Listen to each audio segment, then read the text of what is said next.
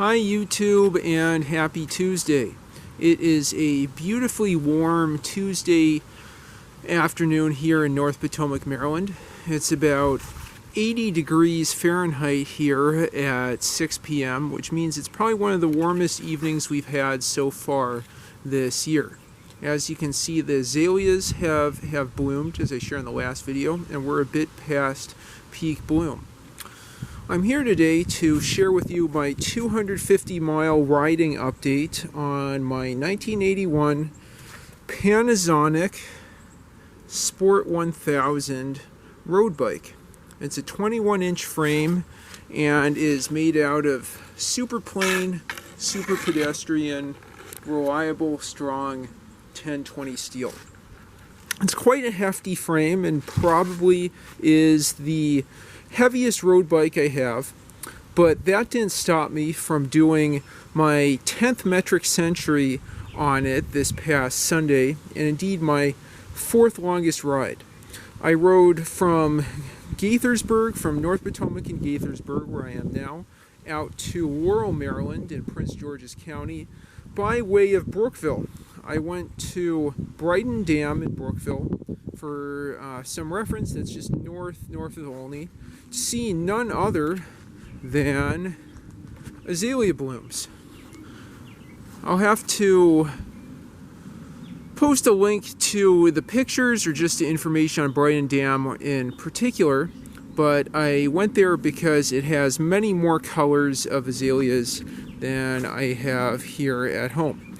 There's not just whites and pinks and reds, there's also even orange azaleas there. It's a giant, as the name suggests, it's a giant azalea garden overlooking Triadelphia Reservoir and Brighton Dam on the Patuxent River.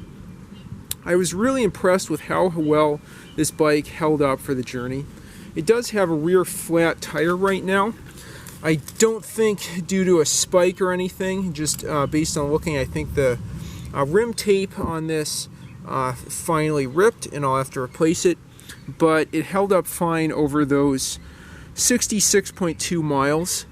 And even though it's quite a hefty frame, the fact I upgraded it with alloy wheels, front and rear, made it spin up quite nicely.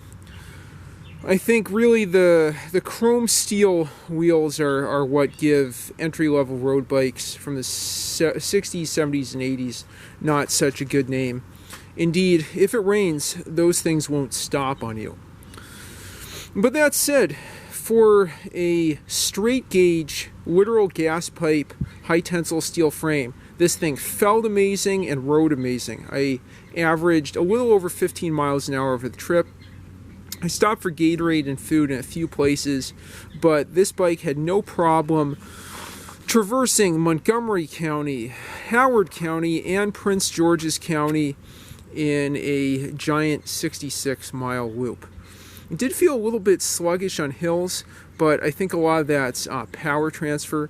Another thing that I realized about this is even though some would say that high tensile steel is not quite as strong as chromoly steel, so this should have more damping and more of a flexible feel. It's actually less flexible. You see, what happens is, you can tell by the seat post collar here, is to have a frame with equivalent strength, you need more material for high tensile steel compared with different kinds of chromoly. The consequence of that is it's actually more of a rigid frame compared with an equivalent strength chromoly frame, and so you get a lot more vibrations that are transmitted up the bars and up the seat. Not considering other factors like how much damping you get out of the seat and the seat post, and the fact that I have sort of thin bar tape here on chrome bars as opposed to alloy bars. There are a lot more vibrations that get transmitted into your butt and into your hands, into your feet, and that means generally more soreness, which means more cravings for protein. I indeed had a bacon, egg, and cheese croissant at Dunkin' in Wayhill, Maryland on my way back home, and definitely needed that. I'll just say because of the soreness, not because I was craving a quick, salty, proteiny, fatty eat. Anyhow, so I'm really impressed with this. I think that's the earliest distance-wise I've done a metric century on any road bike I ever had. Again, you know, I have 250 miles, 254 miles on this, 66 just in a single ride. With that, I'm just going to go through and reiterate some of the upgrades I've done to this. I replaced the steel pedals with these nice alloy ones that I got at the swap table at the DC Bike Expo last year. The crank is not upgraded, but I really love this crank. It is a Sulino Proto crank with aluminum arms. Let's see if you can read that. With aluminum arms, a steel spider, and steel chain rings. Those, if I take care of them, are I've heard are essentially indestructible, and certainly should last longer than alloy chain wheels. The derailleurs, which are also original, are a Shimano FE. Let me put my hand there. Yeah, there you go. Shimano FE. And geez, I need to clean that up. And front derailleur and RS rear derailleur. Which again are entry level equipment. I'm definitely going to clean this drivetrain in the not too distant future. Probably when I fix the flat and replace the rim tape front and rear. I need to clean the drivetrain because that pulley wheel is supposed to be blue. That's right, blue. I'll see if I can wipe some of the schmutz off of here. And I can, and you can see that's a Shimano RS. Something I've done since the last update on this, I called this the best beater bike or something like that, is I transfer the bags from the Trek Elance 300 that I've now ridden more than 3,000 miles, but definitely needs replacement in tires. So that's one thing I've put on here. I've had to replace, I'm starting to have to replace these blinky lights because the rubber is getting to the point where it's snapping. I ended up replacing just the housing on that one. Let me show you the very hillbilly way that I fixed the old one. That's right, I used electrical tape, and that kind of holds up, and fortunately I haven't had the light fall off on the road on me, but it's getting to the point where either I need to take these inside to reduce the UV damage. You wouldn't think I'd get much UV damage since I have this covered up in that black cloth cover, but I think it's time I spend money on some better lights. Okay, so I probably had talked about the rack previously. I already talked about the alloy wheels. The bottle cage I don't think is so exciting.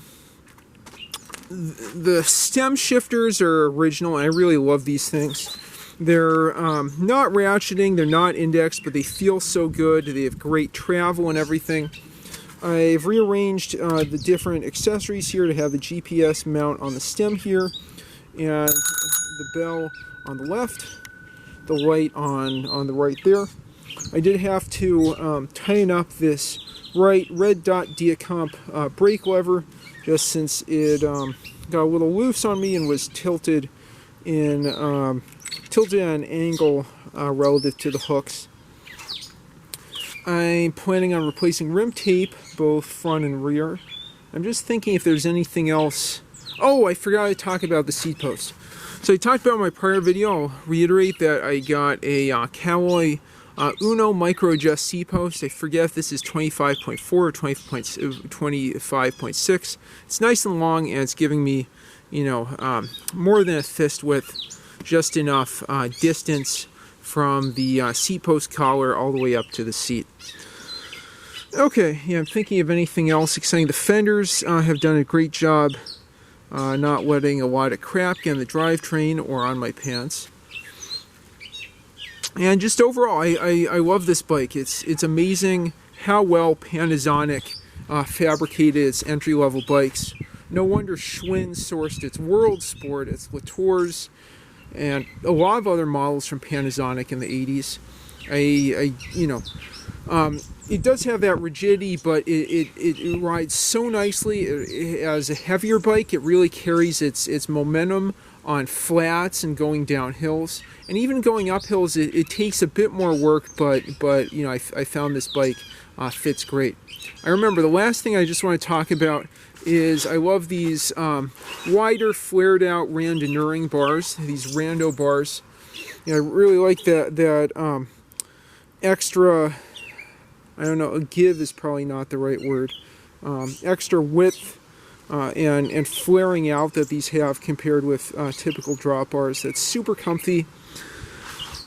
And with that, I look forward to riding this thousands of miles more and to giving you an update in 500 miles and probably 1,000 miles after that. Thanks so much for watching. I'll just add one update from my last video. You probably see this nice cast resin storage container that I've put up behind the bike. I'll be moving some bike parts and lawn care items in there, so that's another new thing since the past video. And I'll again point out, for those who want to get a bike like this or similar, you notice that you'll probably have chrome steel rims that are bolt-on. I got a replacement set of 27-inch alloy rims, but even for the chrome steel rims or alloy rims with a bolt-down hub, you can pretty easily convert those to quick release axles that make these super easy to work on. Anyway, so just takeaways: very comfortable bike, super inexpensive. Easy to work on and super reliable. I'd highly recommend any used Panasonic road bike you can get. Not just the higher end DX3000, and thinking if there's a Panasonic Team Series. Not just the higher level bikes are nice, but the lower level ones as well. And finally, with that, thank you so much for watching. I hope you enjoyed the video. If you have any Panasonic bikes of your own, or thoughts, suggestions, or questions, leave them in the comments down below. And if you like what you see, please like and subscribe as always. Have a great one.